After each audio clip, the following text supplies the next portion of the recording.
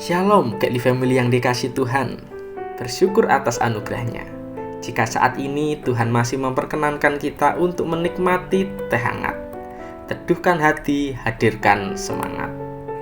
Pembacaan firman pada saat ini diambil di dalam Injil Lukas pasal yang ke-21, ayat yang pertama sampai ayat yang keempat. Namun kita hanya membacanya pada ayat yang keempat saja. Demikianlah firman Tuhan. Sebab mereka semua memberi persembahannya dari kelimpahannya, tetapi janda ini memberi dari kekurangannya. Bahkan ia memberi seluruh nafkahnya.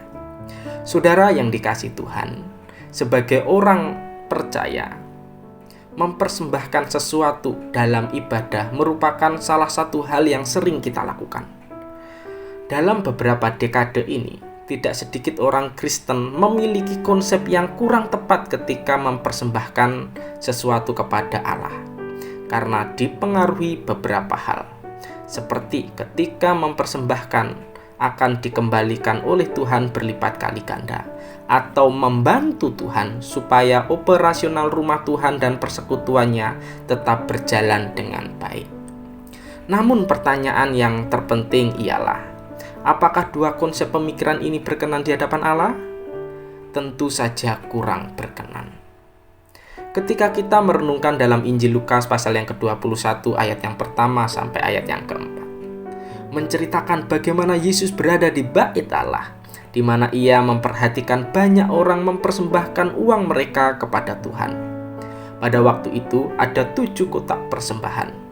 Kotak pertama digunakan sebagai tempat penyetor pajak untuk bait Allah yang sudah ditentukan, dan 6 kotak lainnya digunakan sebagai tempat persembahan sukarela.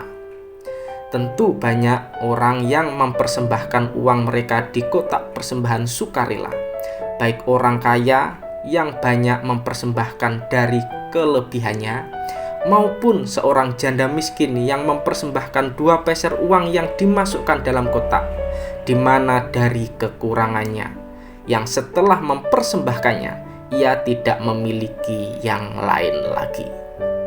Kemudian Yesus mengatakan kepada para muridnya, bahwa janda tersebut mempersembahkan lebih banyak, sebab persembahannya dari kekurangannya, daripada orang kaya di mana mempersembahkan dari kelimpahannya. Ada 3 hal mengapa Yesus mengatakan demikian. Yang pertama, mempersembahkan yang terbaik, di mana ketika mempersembahkan kepada Tuhan, haruslah memiliki sikap bahwa apa yang kita serahkan adalah berkenan dan layak di hadapannya, karena Tuhan telah memberikan yang terbaik. Kedua, dengan kerelaan hati. Hati yang rela dan tulus, di mana ditunjukkan dengan salah satunya melalui persembahan, akan dikenan oleh Tuhan. Sebab Tuhan tidak melihat nominal, melainkan hati yang sungguh menyerahkan apa yang dipunyai sebagai tanda kebersandarannya kepada Tuhan. Yang ketiga, mempersembahkan sebagai ucapan syukur. Artinya, Tuhan telah memberikan lebih dulu berkat yang begitu berlimpah dalam hidup kita, baik udara, sinar matahari, kesehatan, keluarga, perlindungan, pekerjaan, lingkungan, finansial, dan lain sebagainya selama beberapa waktu belakangan ini. Sebagai ucapan syukur atas pemeliharaan Tuhan, kita mengembalikan berkat yang telah kita terima, di mana boleh nantinya berkenan di hadapannya. Maka dari itu, ketika kita mempersembahkan segala sesuatunya kepada Tuhan, hendaklah memiliki sikap hati yang tulus, dengan yang terbaik, dan penuh ucapan syukur atas apa yang sebelumnya Tuhan telah berikan kepada kita. Pada akhirnya, persembahan kita boleh memuliakan namanya. Mari kita berdoa bersama.